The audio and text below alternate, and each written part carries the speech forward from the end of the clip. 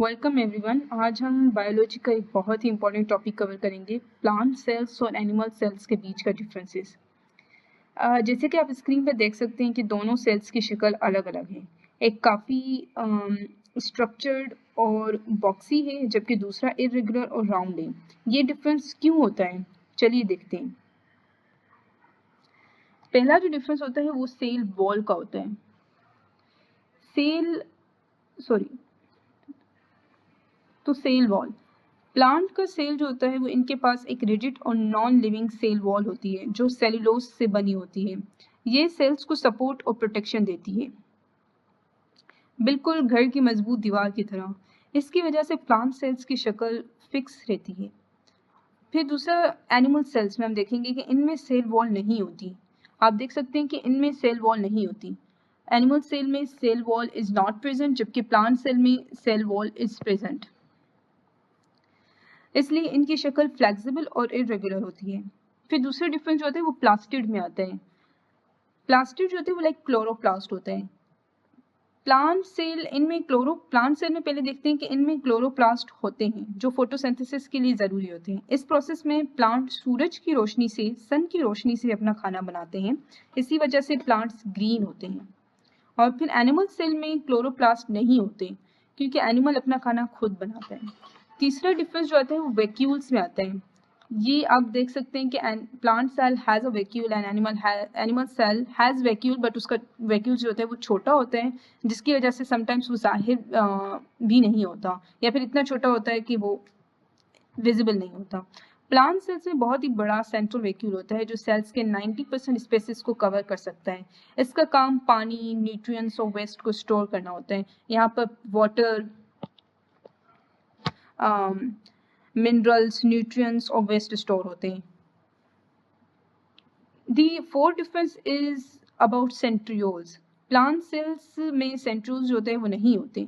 हम देख सकते हैं कि प्लांट सेल्स में कोई भी सेंट्रियोल्स नहीं है, सिवाय कुछ लोअर प्लांट्स के, उनमें सेंट्रियोल्स प्रेजेंट होते हैं। एनिमल सेल्स में सेंट्रियोल्स होते हैं जो सेल डिवीजन के वक्त इंपॉर्टेंट रोल प्ले करते हैं।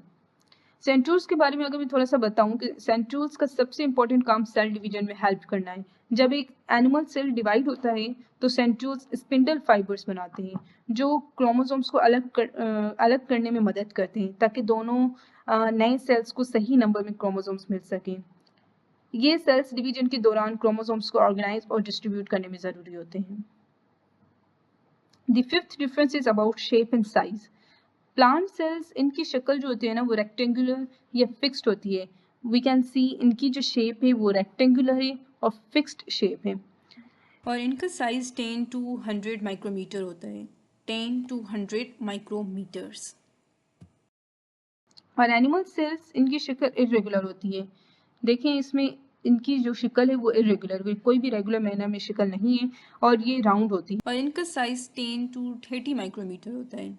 एनिमल सेल की जो साइज होती है वो 10 to 30 माइक्रोमीटर्स होती है।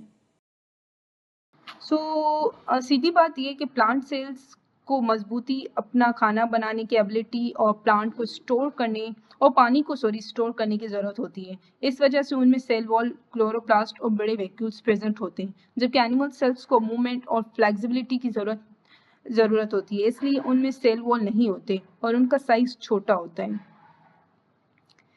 मैंने एक टेबल यहाँ पर मेंशन कर दी है, वो आप टेबल को देख लें। इसमें जो डिफरेंसेस हैं वो आसानी से याद कर सकते हैं आप लोग। सेल वॉल प्लांट सेल में प्रेजेंट होता है, एनिमल सेल में एब्सेंट होता है। क्लोरोप्लास्ट प्लांट सेल में प्रेजेंट होता है, जबकि एनिमल सेल में एब्सेंट होता है। वैक्यूल्स जो होते हैं वो प्लांट सेल्स में लार्ज और स्पिंडल वैक्यूल्स होते हैं, जबकि एनिमल सेल्स में स्मॉल और टेम्पररी वैक्यूल्स होते हैं। सेंट्रियोल्स जो होते हैं वो प्लांट सेल्स में एब्सेंट होते हैं, जबकि एनिमल सेल्स में प्रेजेंट होते हैं। और शेप, प्लांट सेल की शेप जो होती है फिक्स्ड एंड रेगुलर मैनर में होती है, जबकि एनिमल सेल्स में वो इरेगुलर और राउंडेड होती है। Food storage, plant cells food store करता है इन स्टार्च की फॉर्म में, जबकि एनिमल सेल्स फूड स्टोर करता है ग्लाइकोजन की फॉर्म में।